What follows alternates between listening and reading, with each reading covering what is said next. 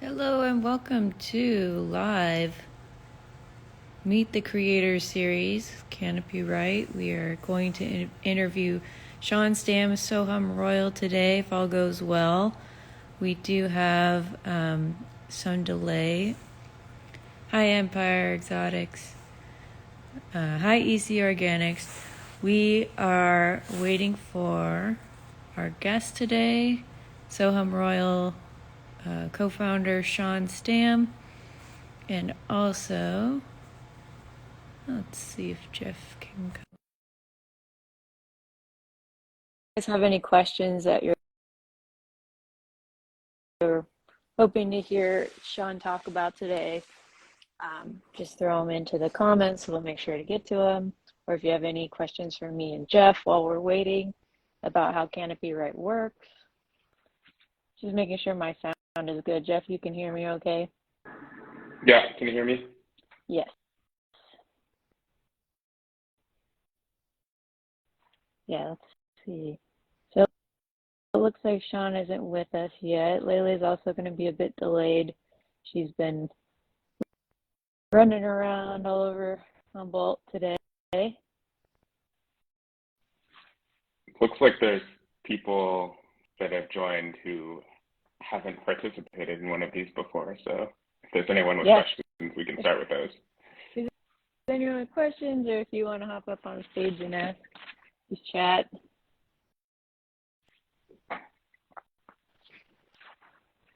Maybe, Jeff, we could talk about some of the questions we get regularly. I mean, Could also just give a general update as to where we are.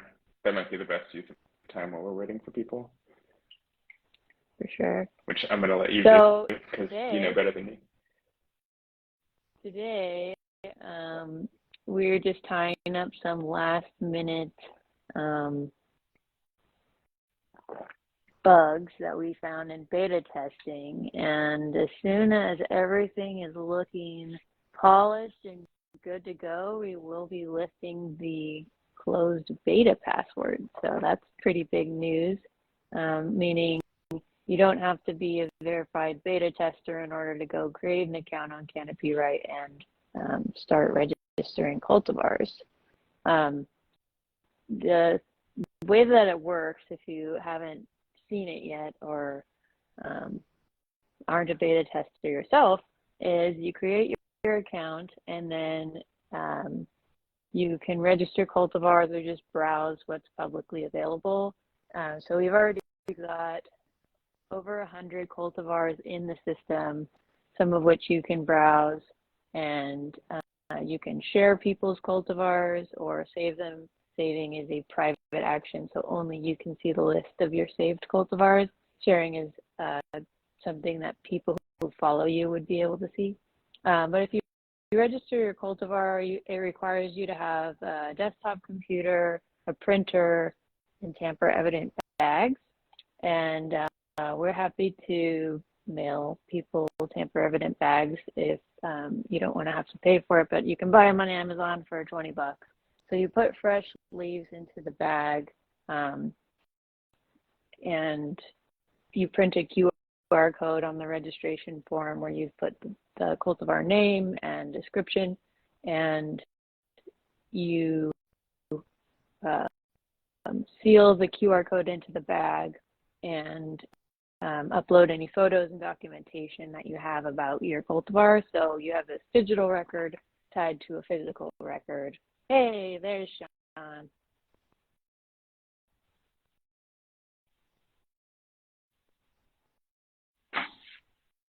I do like the black and gold logo. I don't think I've seen that. Yes, very clean.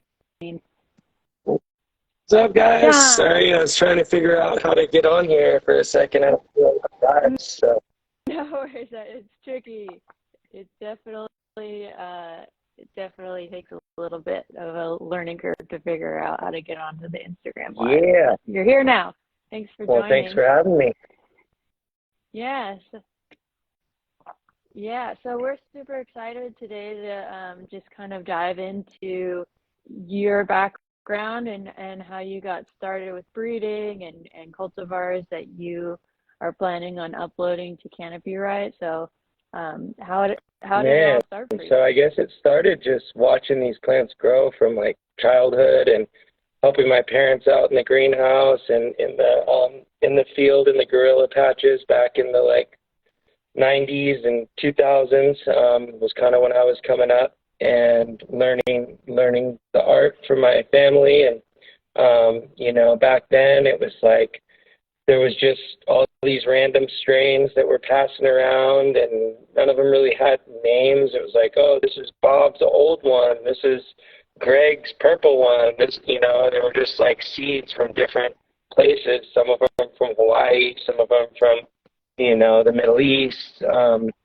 And that was pretty cool just to like see these different plants and then get to experience once I started smoking in my teens and stuff, experimenting and just going, whoa, that one made me like feel this way. And that was like a lifelong thing, you know, like I actually quit smoking for a while because I didn't like the way some of the strains were making me feel. They were like making me paranoid and self-conscious. I'm like, whoa, maybe I don't like weed anymore.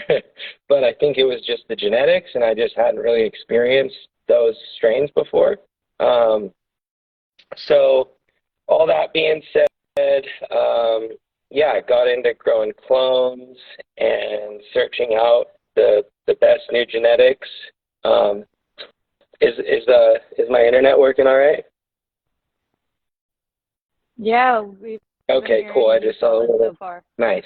Yeah, but and then yeah, I got into growing clones, and it was like my neighbors would kick me down. Oh, this is what our buddy. We had one buddy who was like always had the fire stuff, and so with that, you know, it was just like I didn't need to really breed or do anything. I just got the new stuff from my buddy each year, and then I kind of started cloning and keeping my own genetic library of all of those things that I'd gotten from him, and then just you know, decided, man, I want to get into popping some seeds and doing some of this stuff. I was inspired by like Mean Gene and going to the Emerald Cups and just seeing, you know, that people were getting reputations for their genetics and making their own things. And I was like, man, I got to do this. I have this whole library of clones.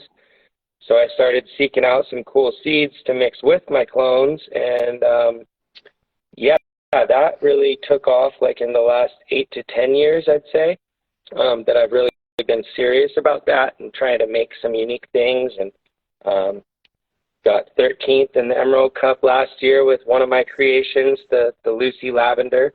And yeah, I've got so many projects cooking right now. It's just ridiculous. Tell us more about some of the strains, like with Lucy Lavender. What is that one like, and what do you tend to look for? That one, that I was working on a project that year, and it was kind of pre-legalization, but like as the trends for high THC were starting to happen, and so I was like, man, I got to get something high THC. So I got this True Blue was like a 27% strain back, and it was one like the highest thing I'd ever heard of, you know, at the time. And that's Turbo Diesel and Blue Dream. And I took that and I hit like all of my clones with it, and just that was that step. And I had some Purple Trainwreck seeds that I popped as well at the same time.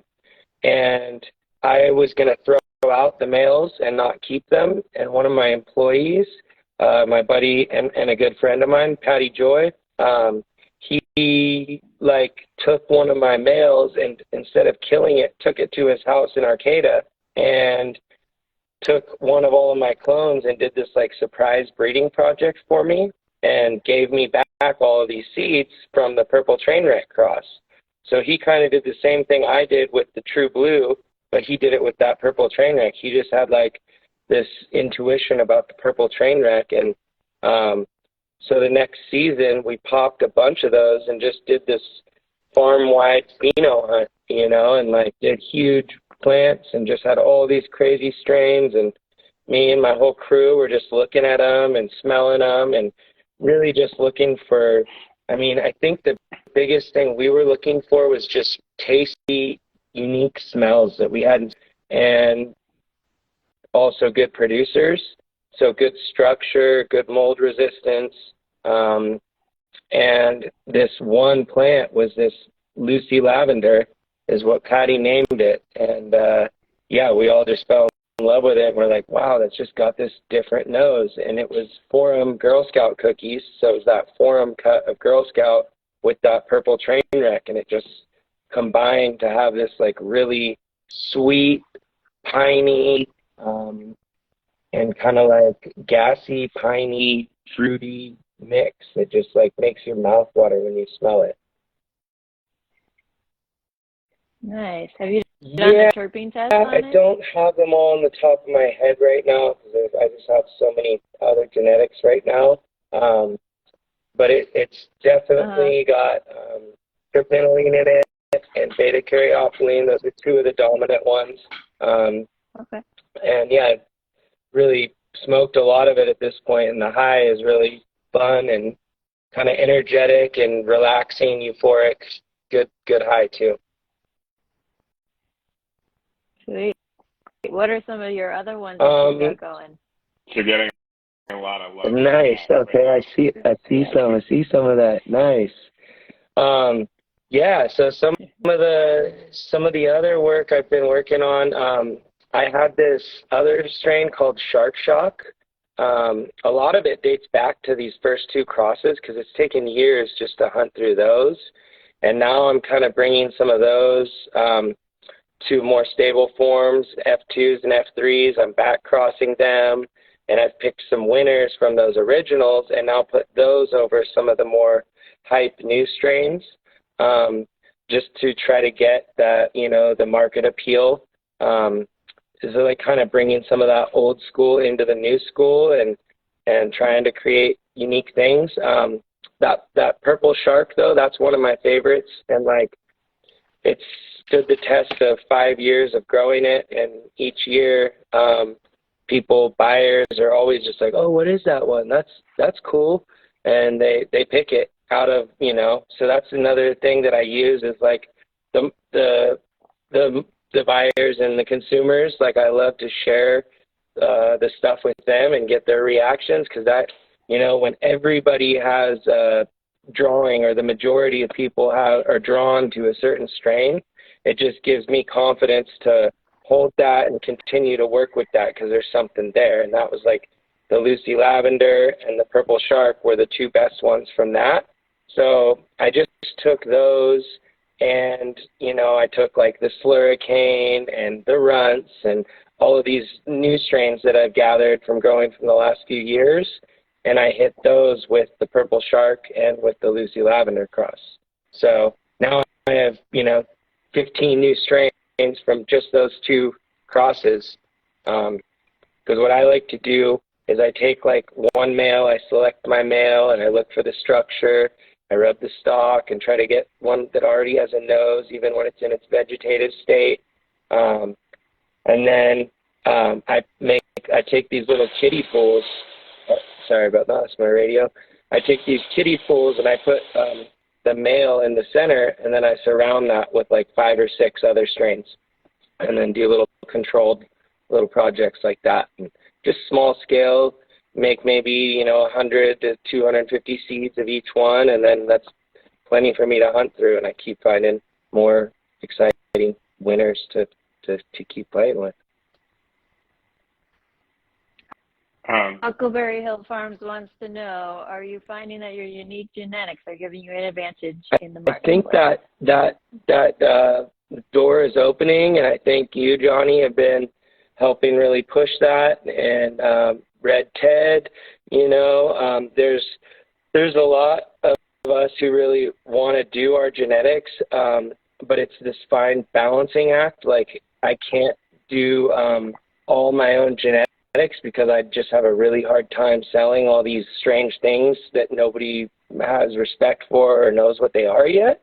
So what I've found is doing these small batches, like 10 plant runs of something that I really like, and then really having that be this like only vintage of that production is the key, because it gets, it's a limited batch and it's enough to jar up and get people to try and get reactions. And I think that as this market opens up, instead of the consumers kind of steering the market of what's cool and what's good, it's like, oh, everybody wants purple gas. We all have to grow all these silly strains just to be able to sell our weed. But I think in the future, it's definitely going to give us an advantage, because it's like going to a Michelin star restaurant. You don't go in there and say, I want a hamburger. You go in there and say, hey, I want the chef's special. What are you cooking tonight? How are you going to do it? Why are you going to do it that way? I was thinking the same thing. I was like, can I join the SoHumRoyal Club? Like a wine club. Yeah, so I really want to do that. I want that to be like that's what I love doing, is creating unique things and sharing them with people, and just having those unique profiles. I think it's going to be our saving grace in the future. I remember one time in the... I was going to just say shout out to Sean from Huckleberry Hills, because his Amalfi is getting me really relaxed. Nice. My mother-in-law's visit. Critical.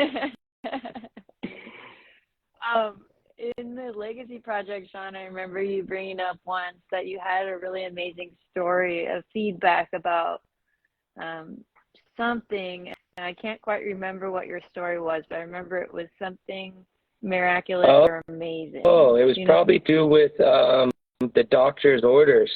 So I've got this whole medicinal side of things as well.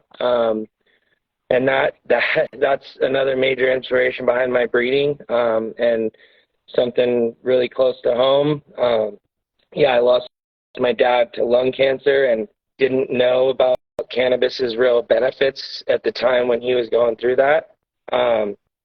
And years down the road, I was getting my medical prescription from Diane Dickinson. She's a doctor out of Arcata that was prescribing medicals back in the day, and still is a cannabis doctor. And so she really opened my eyes to the true medicinal benefits of even just eating the leaves of CBD rich strains. And so my mom and I were down in the Bay Area, stopped by Harborside, and just sought out some of these genetics that we'd heard about. And I got the Rita and the ACDC and the Sour Tsunami, and I got 4 or 5 of these different CBD rich strains. And so when I made those crosses with that True Blue, I took that super high THC strain and I put that over a super high CBD strain, and it made this really unique 1-to-1 strain that I called Doctor's Orders. And I actually released that one. I licensed it I guess that was 5 or 6 years ago now. I licensed it to Front Range Biosciences, and I kind of let it out to the world, because I was just I don't want to hoard this, or, I want to share this one because other people need to work with it.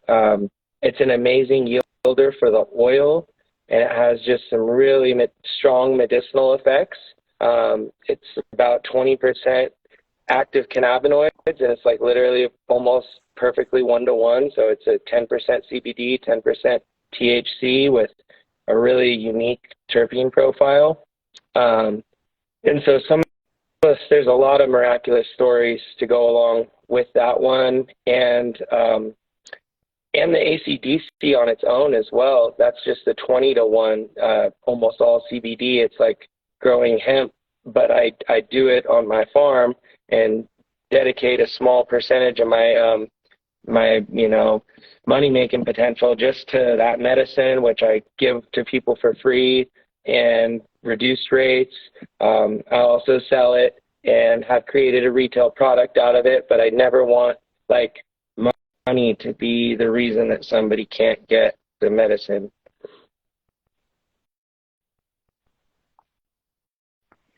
Yeah, and So you said you did a licensing deal, and obviously that was before Cannabis existed. So you must have gone through kind of the old-fashioned way, if you will, of how Yeah, to go about that process. it That's something you was can very kind of walk us challenging. through. And luckily I had Dan Hendricks from Hendricks Nursery. He was also pioneering. We both kind of made that connection at a similar time. And he really was hiring lawyers and working through all of the language and trying to create like a contract that protected his genetics and his interests, but still allowed it to be sold by them. And it was the first time I'd ever done anything like that. And I kind of lucked into Dan sharing that document with me and sharing his experience with that company with me. And it gave us some protections, but in the long run, you know, it also opened our eyes to the fact that it's really hard to control something once you hand it over, because we can write no breeding, we can write whatever we want, but once somebody has that cut and once they're distributing that cut, it's up to every individual who gets that, what they're going to do with it, you know. So that's where I said I released it to the world, because I kind of knew that once you're giving something to a nursery to sell, it's like out there, and then, you know, other people can work with it. And that's a beautiful thing about sharing genetics. And we do that in our network with each other a lot. You know, that's how nobody made this stuff from scratch. It all came from somebody before you. And I'm big on that too. Like, you know, the Lucy Lavender, like I said, I technically didn't even breed it. My buddy did with my genetics. So, but he gave it back to me, and I always try to tell that story, how it happened, because it's just like, you know, the credit's got to go where the credit's due to whoever actually shared that or, you know, put in that work to bring it to the next level, and then you got a hold of it and then put something else cool on it and, you know, and made something unique. But back to the medicinal stuff. So I have brought multiple people back from stage 4 terminal cancers, and it's been incredible to be a part of those stories. Especially like this lady, Leah, and her dad in the last couple years.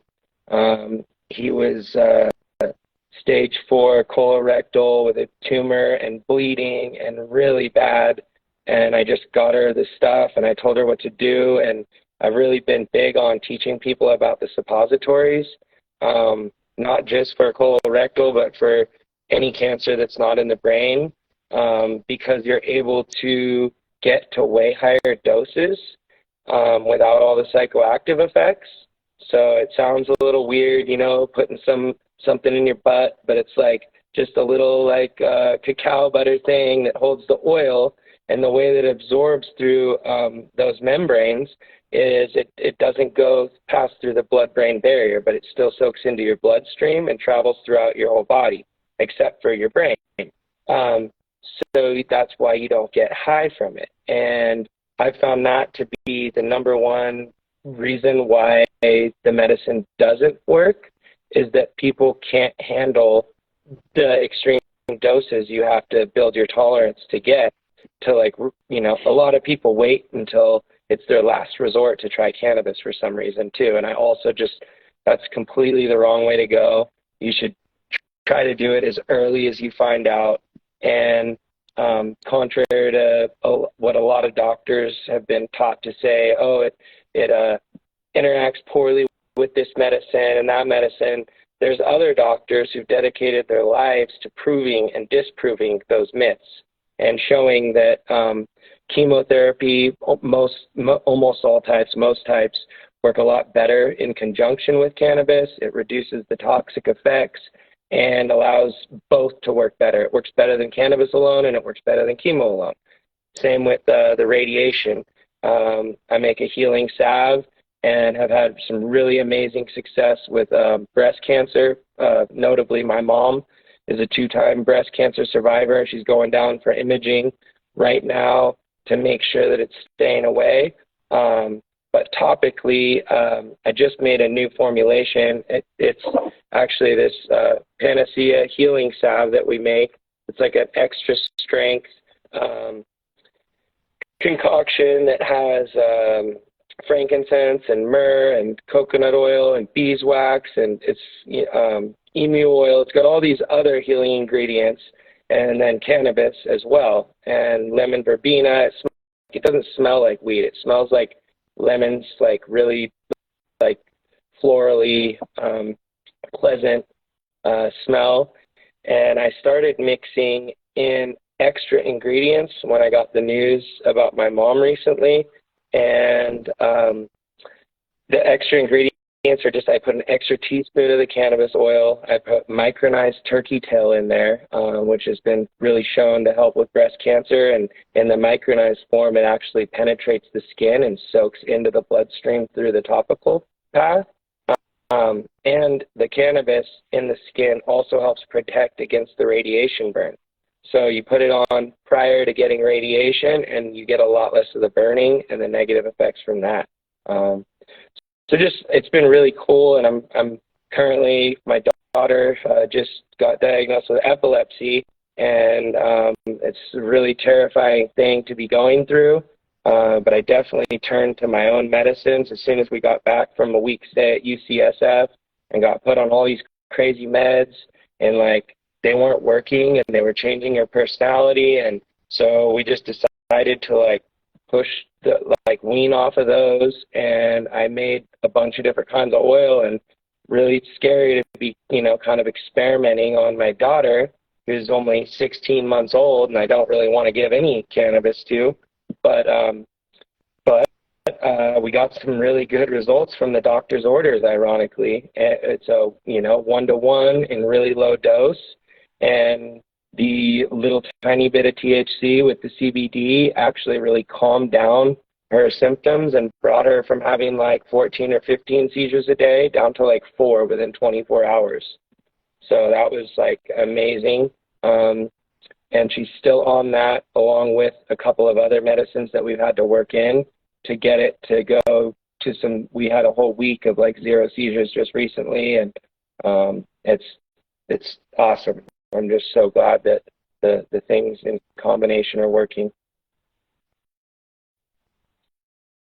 Yeah, definitely. That's amazing that you already had something you'd been working on that also worked.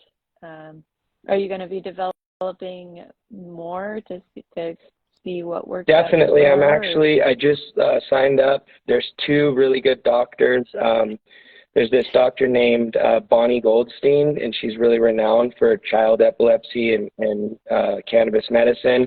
So we're doing a consultation with her, and she's going to teach me more about, this condition and how to work through testing these medicines. And I kind of have already been learning about the principles. You start with single ingredients, and you start at a very low dose, and you kind of titrate up to a point where you either see positive or negative effects, and then, make your decisions from there, and then move on to like the next compound. So we'll be testing CBG, CBD, CBN, multiple different things, but you can only really, you try to just control one variable at a time. So you got to be real scientific, and that's the hard part, is the amount of time that it takes to do that, and watching somebody that you love so much struggle through those things is like I just want to like put it all together and like try that, and I did that, and that's actually what is working right now.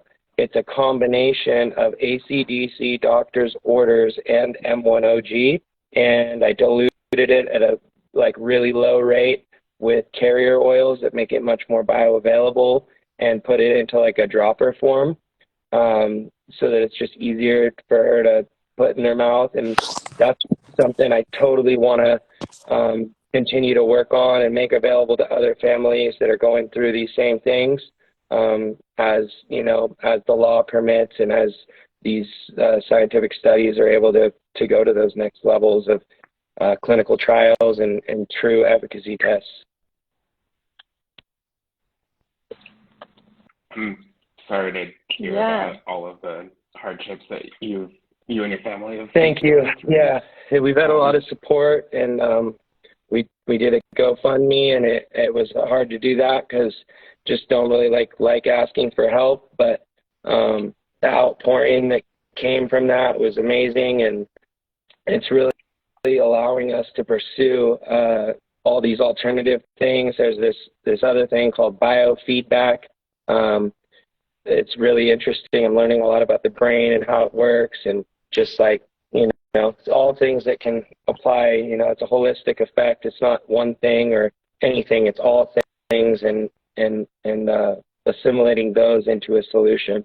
So, mushroom. You and your mom and your daughter are really paving the way for the future of medicine. That's beautiful, and that commitment is incredible.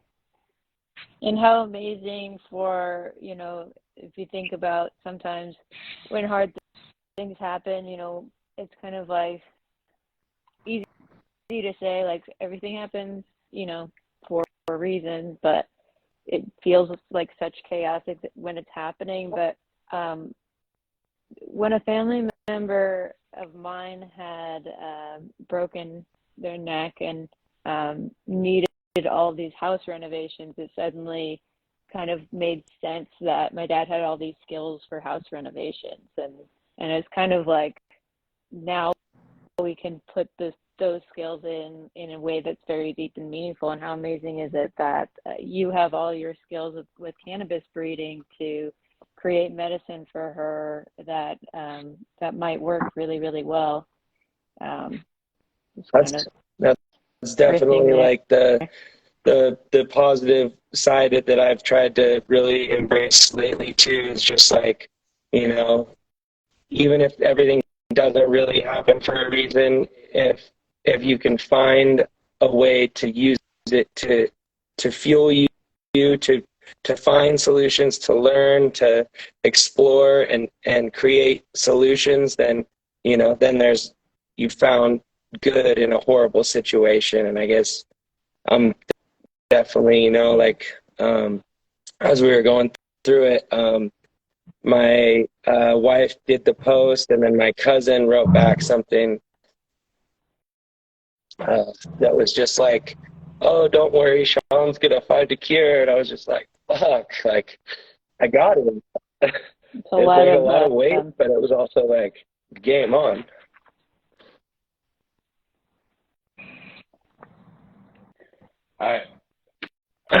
To give our legal disclaimer, because of what the FDA will and will not allow users to put in their profiles without having to do therapeutic trials. From our perspective, or at least from my own personal perspective, the whole reason that we're doing this is for projects like the one that you're doing right now. It's to create plant medicine as actual medicine to cure people of their ailments, to make people's lives better. And so to think about how thoughtful you're being when you're choosing which plants go into the medicine it's really the future as to how we convince the world that this plant is nothing but beneficial. Totally. Yeah. And I've been really seeing a lot of parallels with and differences, but with mushrooms and cannabis.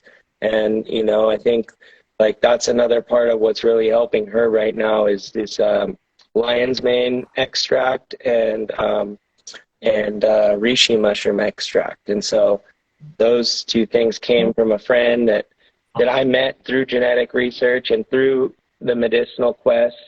He was making a bunch of hemp-derived products and working with doctors, and he's came to my aid in multiple ways, and I've kind of came to his as well. He sent me the mushrooms, and he's currently treating people with turkey tail mushrooms for breast cancer.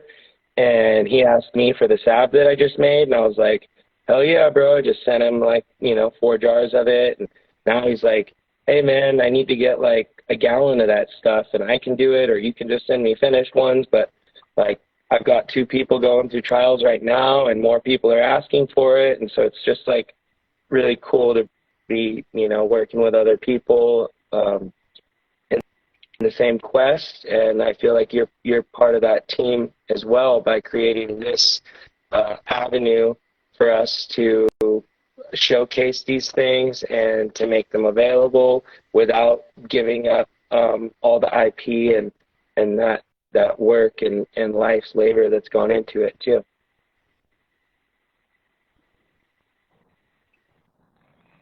I'm so proud of you, Sean. I'm sorry, but I'm like in tears. Just from when we first met to this, and I just, what a beautiful conversation to get to step in. But my heart is just, oh my gosh, this is why I love us so much, because all of this is who we are as a culture. Thank you, Sean, for just being so amazing and real. Thank you. Respect to that. Somebody wrote something in the chat about forbidden melons. So I think we should Forbidden melon? Okay, yeah. So that's a new one, and so there are some things that I hold that I didn't make, and that's one of those interesting ones. It was a gift from Purple City Genetics. I was ordering some of their strains, and along with the clones, I ended up getting. I was like, hey, can you just send me a few little seed packs of some of your cool new stuff to test? And they're like, oh yeah, hell yeah, man, let's get you some cool stuff. So he sent me Forbidden Fruit crossed with Watermelon Skittles, and F1 Durban crossed with Gushers and OG. So I hunted those 2 seed packs.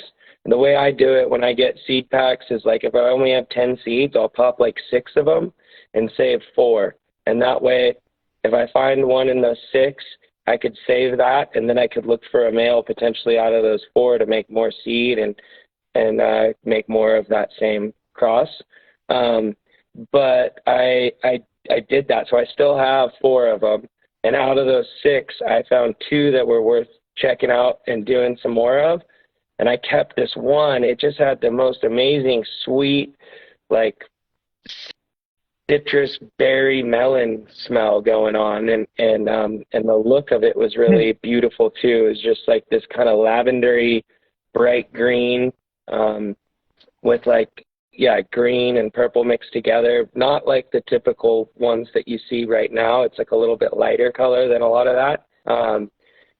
So I kept that one, and then I grew a bunch of it the next year, like 30 big full-term plants of it, and I was like so stoked on it.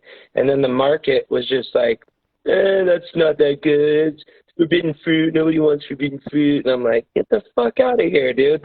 Smoke some of that shit. I hate being told what stuff is when these people don't even smoke or like understand what goes into picking strains and growing stuff in the full spectrum of the sun and living soils. It's just different. And when you smoke it and you get that, and that's what, once these consumers get educated about this, they're going to be wanting that experience. And I think they already are starting to, but anyway, so I held it anyways. I said, screw that. I'm going to keep this clone anyways. And I did just like 2 holes of it this last season.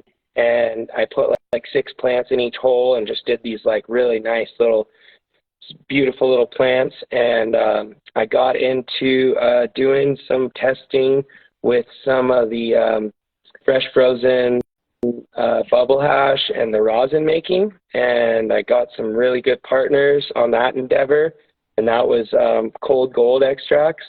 And they got to do a little experiment with that one, and man, it came out amazing. It yielded great, and they were like, dude, this one made our whole place just smell like all you can smell is that. There's all these other ones in here, and all you can smell is that. It's so loud. And my buddy Ashok was telling me that like he's been blazing on that one tough, and I was just like, he's like, yeah, me and one of the other homies who made it, like, we've just been puffing on that one. That's a sign that, like, that's the shit. Because if we have all these options of all these other people's stuff we could be smoking, and we keep taking that one, I mean, that's the proof's in the pudding, you know? So I'm going to keep that one around, and definitely it's going to be on the canopy right. And I actually told Ashok, I said, hey, I'm putting it into this canopy right thing so I can not lose my, you know, ownership of that pheno that I found out of that seed pack, even though it's not my strain that I made. I'm the only one who has that plant. So it's still unique to my farm, and I want to make a name for it and give credit back to Purple City who did the cross, and do lots of that fresh frozen from it because it's delicious and mouth-watering. Hey, Sean, I'd really like to try the melon one. We've had a product that we've had in development for about 5 years based around the Lopez has on women, a similar kind of profile, and that maybe I would love to see. That sounds like a good plan. I'll get you a little jar of it when I come into town. Okay. Yes. Well, I'm going to see you Wednesday, right? Because we're going to get you dialed in on the profile. Get all these things up and ripping. Right on. I'm there. I'm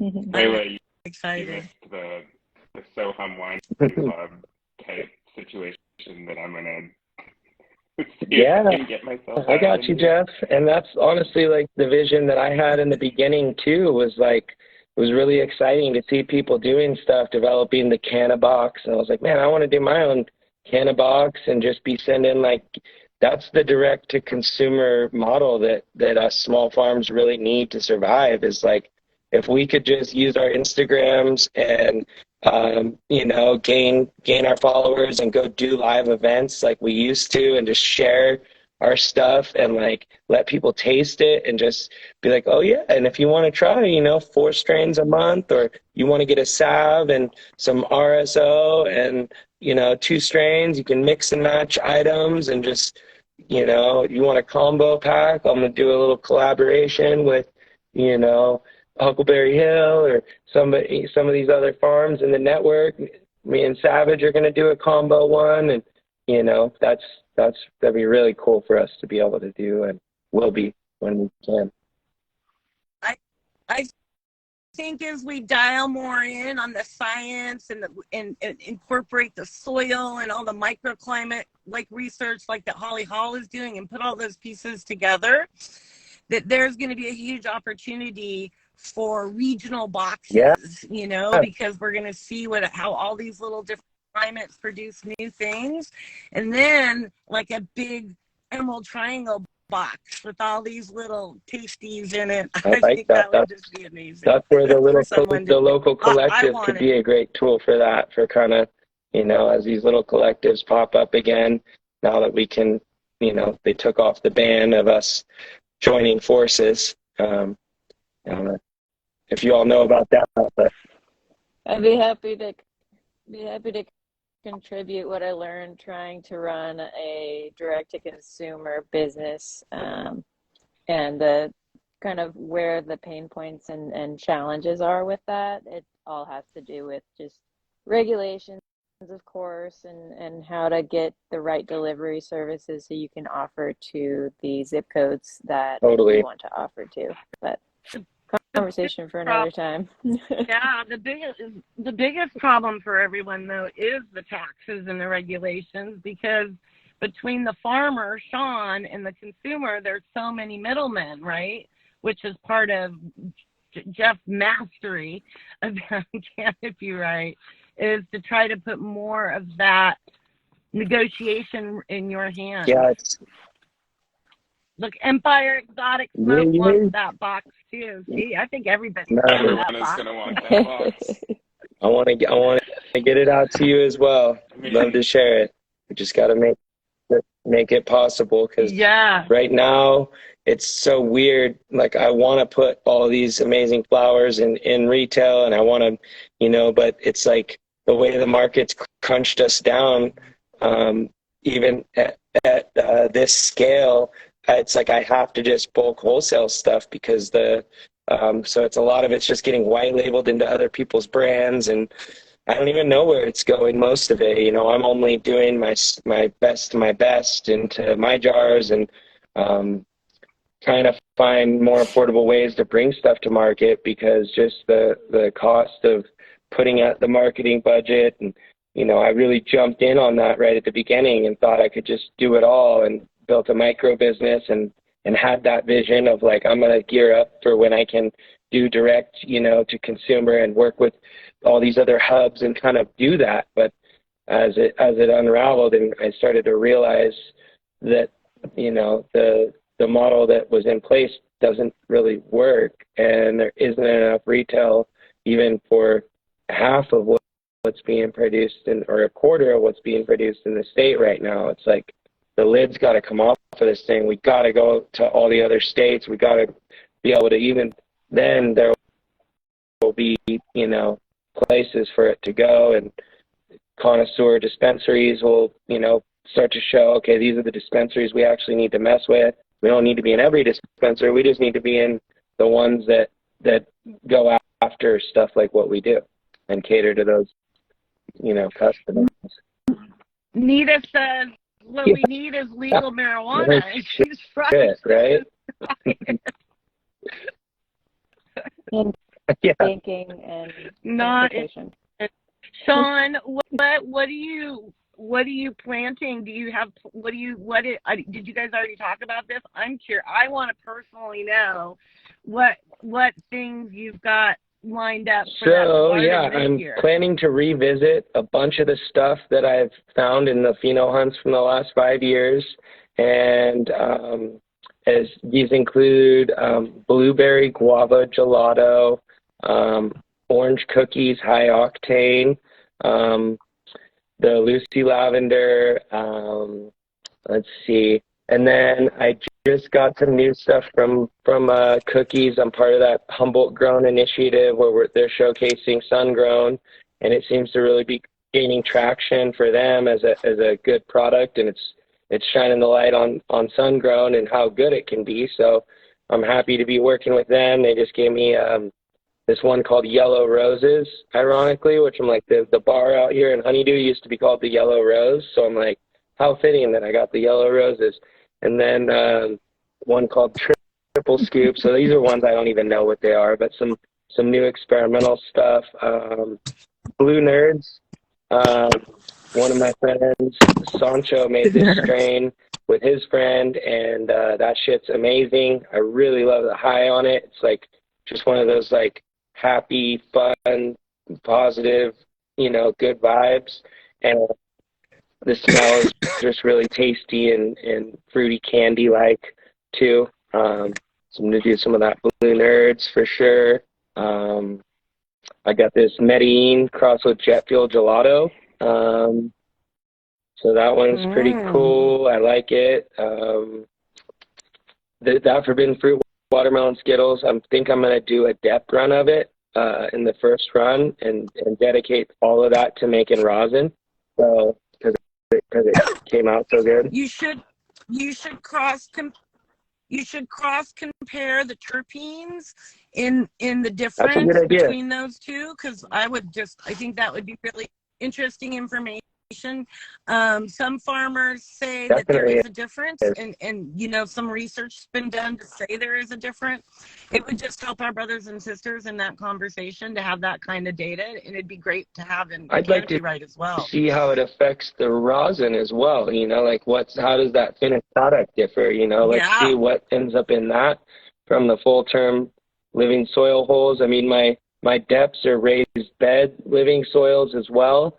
But they're more, my in the earth ones are like half natural dirt and half like grow media, like cocoa and bag dirt. So it's like half and half, but my beds are all bag dirt. And then I just keep adding back compost and cannabis material. And that's the other thing. I'm really trying to go more and more in that closed loop regenerative style. That book, Shaddam, is like, it's amazing. if any of y'all are listening right now and want to learn more about like the principles of organic farming, this is like next level. It's different than what we've been taught about organic farming and having to get like this blood meal and this bone meal and all these ingredients. It's like we're still consumers at that state when we're buying all this shit that we have to get and all these things to spray. And it is organic, but it's not as like what Jadam is. Jadam is like learning from nature and watching a tree grow that can grow infinitely in size and live, you know, for as long as it can. And the way it does that is by dropping its leaves and its fruit on the ground. The ground's full of the microbes decompose those leaves, those fallen pieces that came from the ground. They turn it back into the same ingredients for that tree, and the tree contains the perfect ingredients for the tree, and the microbes that exist around the base of the tree are the perfect microbes to feed that tree. So it's just like when you start realizing like how much, you know, all plants are similar and how that whole cycle just makes complete sense. It's like I started composting and got a chipper shredder and started shredding all of my stalks and leaves and I got earthworms growing in there and I went to go seed it with mycorrhizae and mycelium and stuff, and I went and collected some white stuff from under some oak trees, and I went over to my pile and started digging through it to put it in there, and it was already full of it just coming up from the ground. And I'm like, whoa, all right. I didn't even have to seed this pile. It just was already here. So now that pile's 3 years old, and just it's 3 years worth of stalks and leaves, and it's the best stuff you could ever put on plants. And it's not high numbers. It's not a lot crazy nutrients, but it's exactly what my plants need to become the plants, you know, that I want them to be.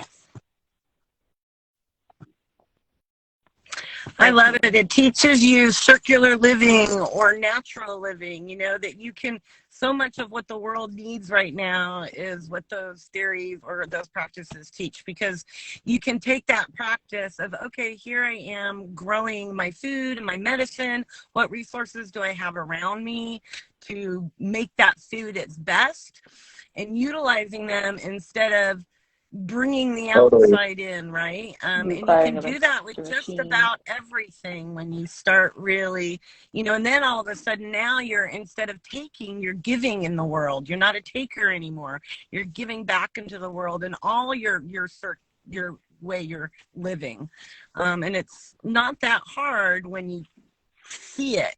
And those, Jadam, I got to go to, Jeff and I went to one of Joey and Tamara's workshops from the local Heal Thyself Gardens. Oh, Joey he's such a good educator. It's the coolest thing seeing him educate. It's really beautiful. It's like really, he's so good at it. And Tamara is too. I just haven't known her as long, you know, so. But it really is just teaching the natural ways of living. Like, what do we have? What is being provided for us? It's just so beautiful. I think it's a lot of what this plant has to teach the world. And are those kind of methods. I mean, it does. It smokes way better. I think. You guys, I have to go because Sunshine is here. And we're getting on KMED after this at 5 o'clock with Jeff and Kelsey. Nice. Okay, fine. What up, Sunshine? Sunshine. Hey, Sunshine.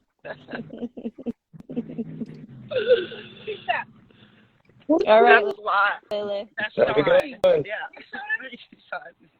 Nice. Yeah, we can be on the radio in a minute. Yeah, so I will. KMED, everybody. KMED.org. Listen live. Call in, too.